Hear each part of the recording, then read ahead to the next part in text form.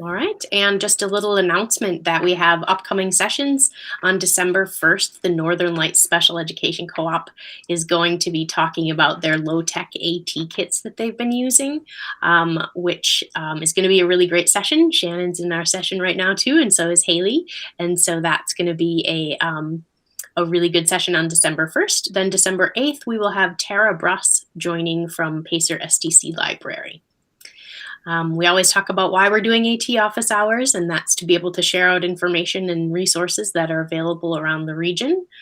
We also know that it is one of those high leverage practices noted by the Council for Exceptional Children that are those items that have the biggest bang for the buck, so to speak, when we use them in showing student progress and achievement. And number 19 of those 22 items is using assistive and instructional technologies. So just a reminder there.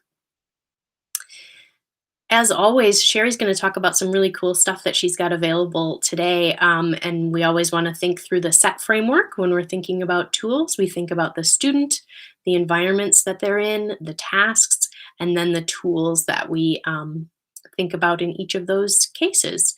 We always think with a lens of equity to make sure that it is that every student is getting exactly what it is that they need.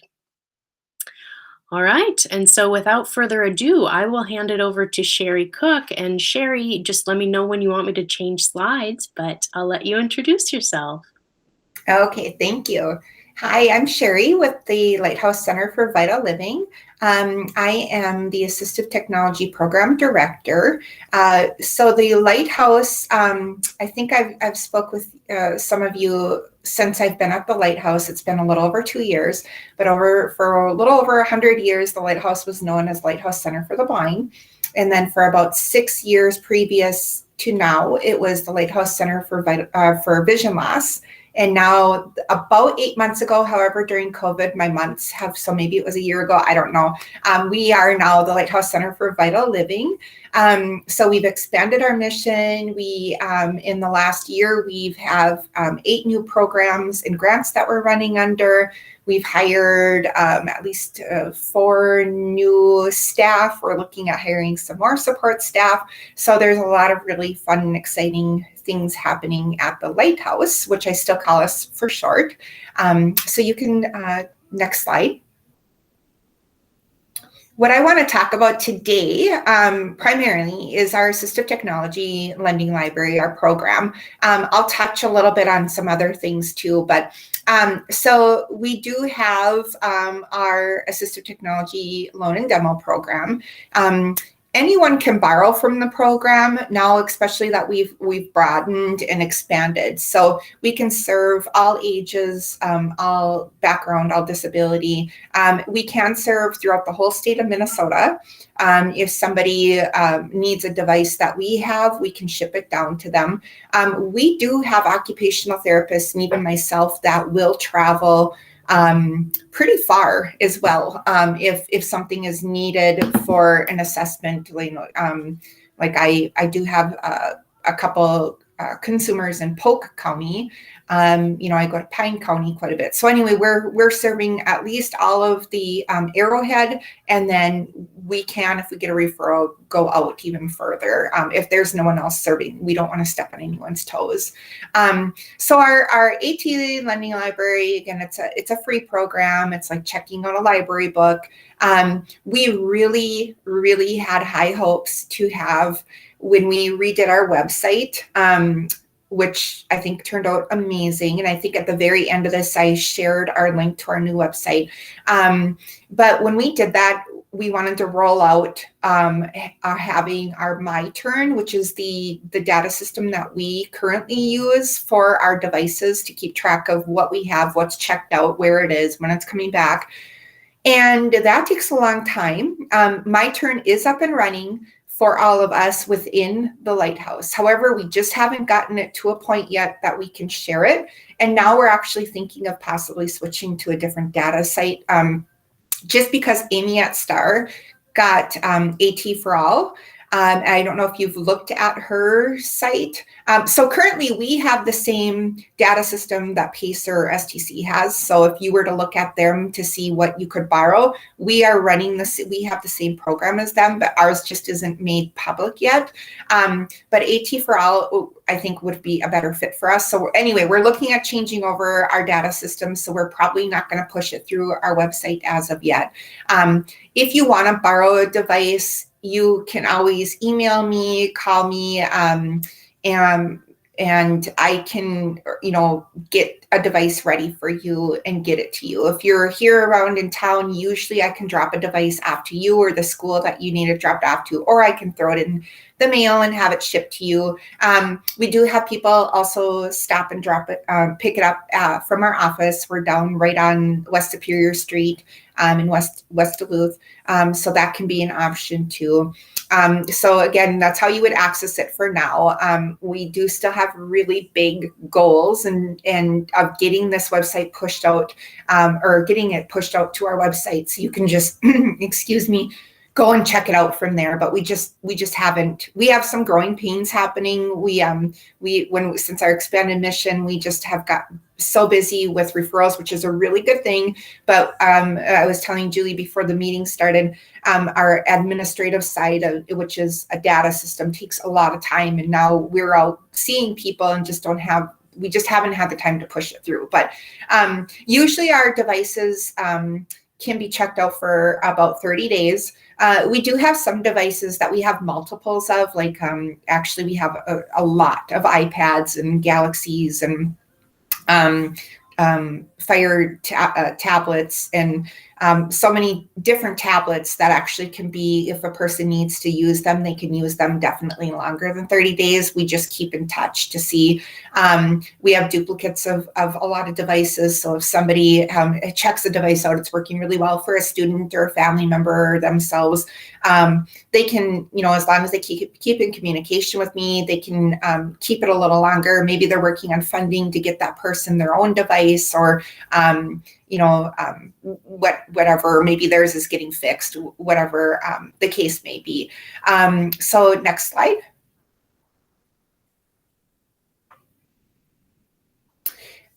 This CCC program is all COVID related. So as far as being able to keep a device, so if a device can be considered that it's needed due to COVID. And so what that means is maybe a student is staying home a little more, maybe a family member is working from home still because of COVID, maybe a student gets COVID, maybe you go, I wouldn't want to say, but I think some schools even are starting to go virtual again in certain grades just because of it.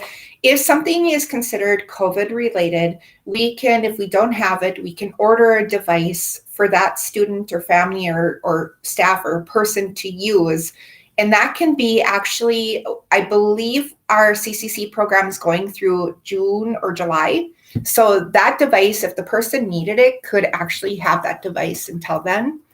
And that could be, an iPad or a tablet needed for being at home. It could be maybe some type of adaptive equipment for a smaller DAPE class. Maybe it could be switch toys for a younger learner that's at home more. You name it. It could be really any kind of technology or assistive technology that would be needed for that person if it's COVID related.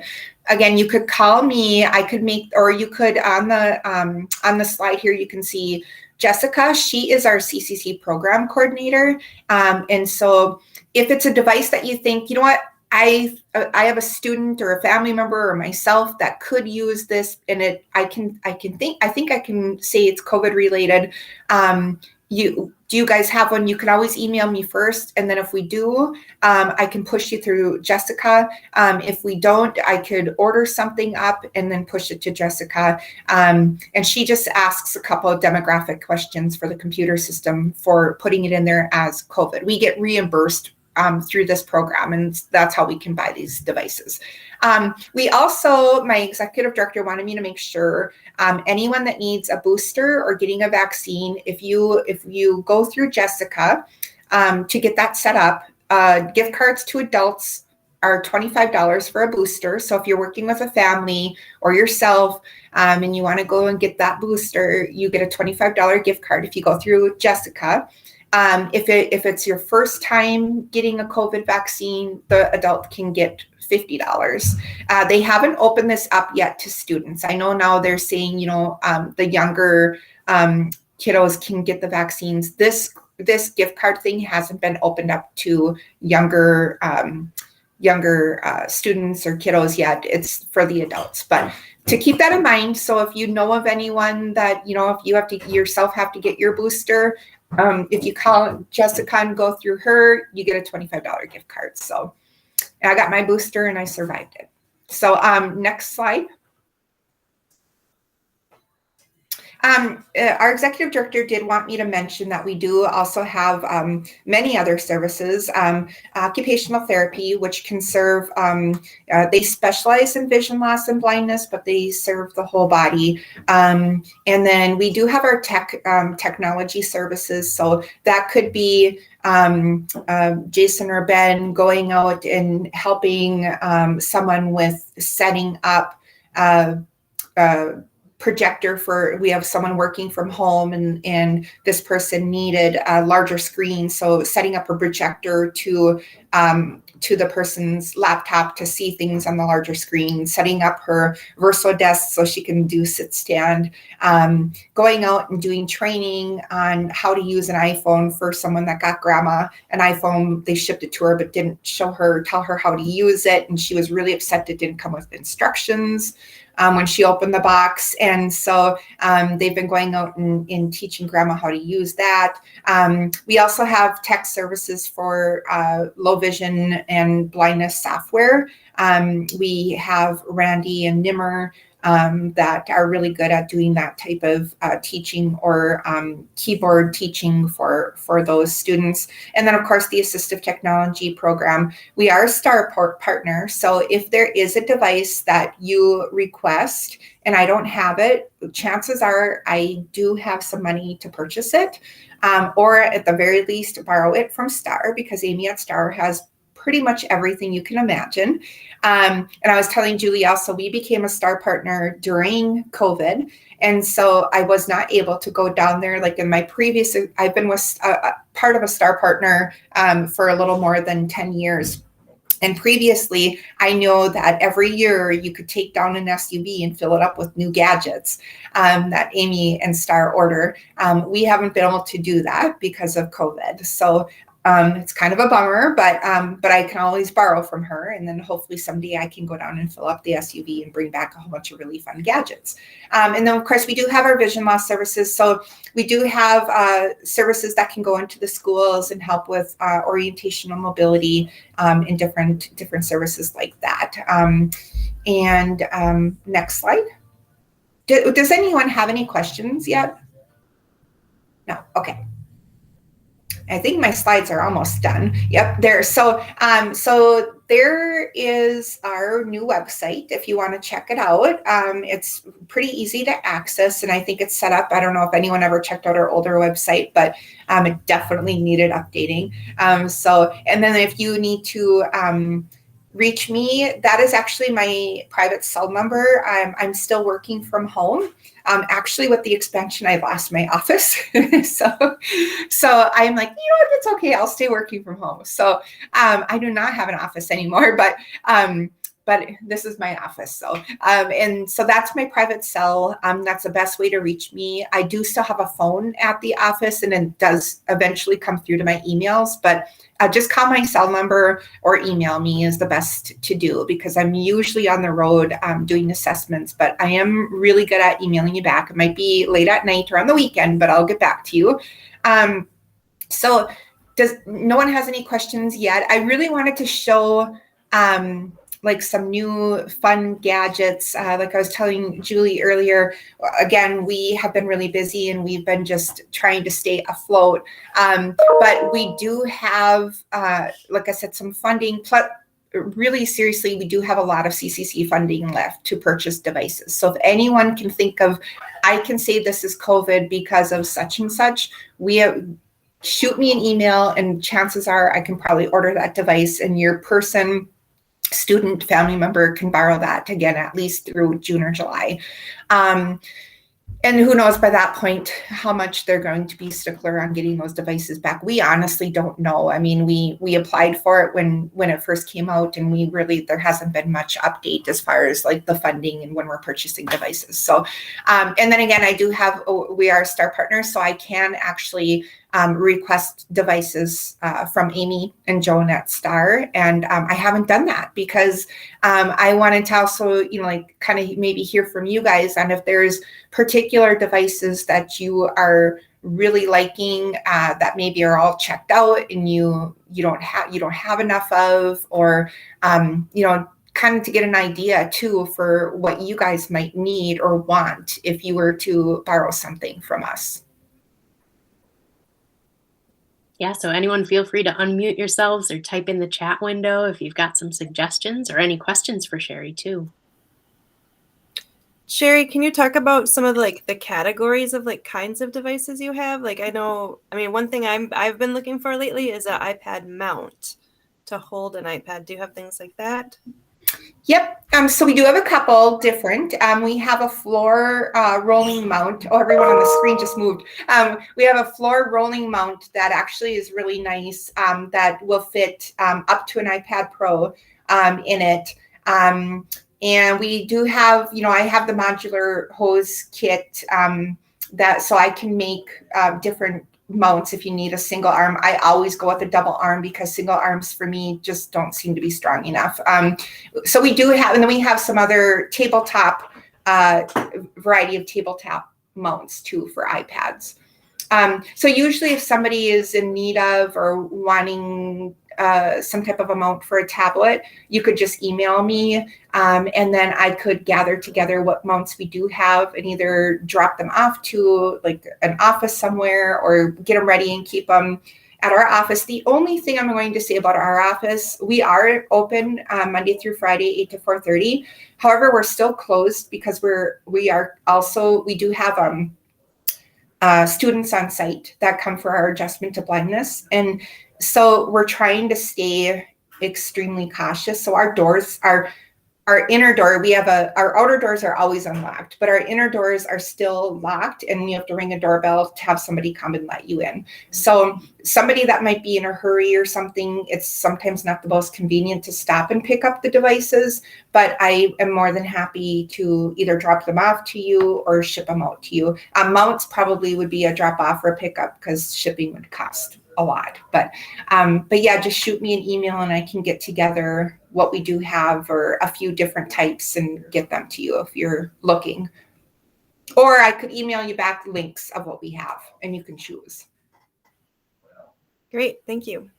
Yeah, and then as far as other devices, so we do have many different mounts to choose from. We have a lot of different like lower end low tech to mid tech, devices for feeding, for meal preparation, all those fun little kitchen gadgets. That's kind of my favorite room if I go to do an assessment in someone's house is all the kitchen gadgets. But we have a lot of safety devices, like the many different type of grab bars for tubs, floor to ceiling grab bars, motion sensors, motion pads, caregiver alerts. We have devices for deaf and hard of hearing. We have like pocket talkers. We have alert systems, sonic booms with signalers.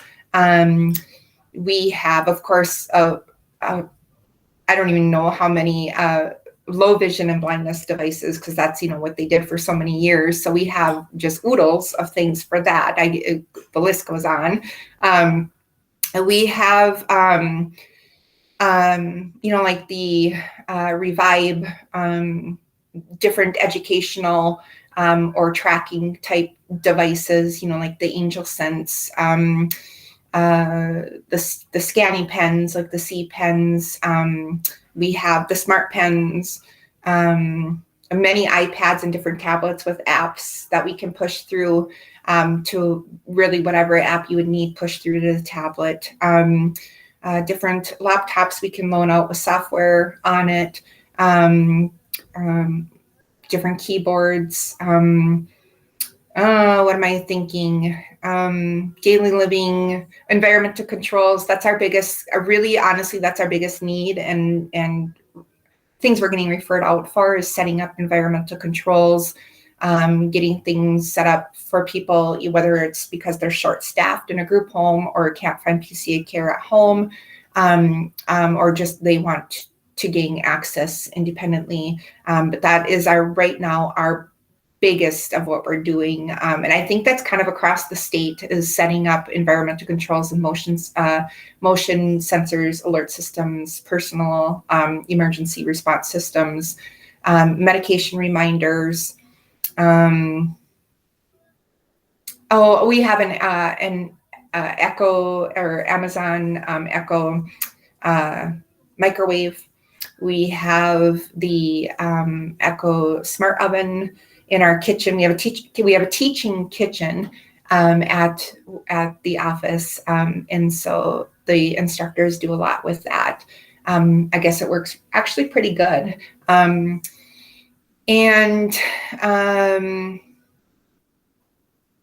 sure I am forgetting things, but does that help? Okay. And again, I am open.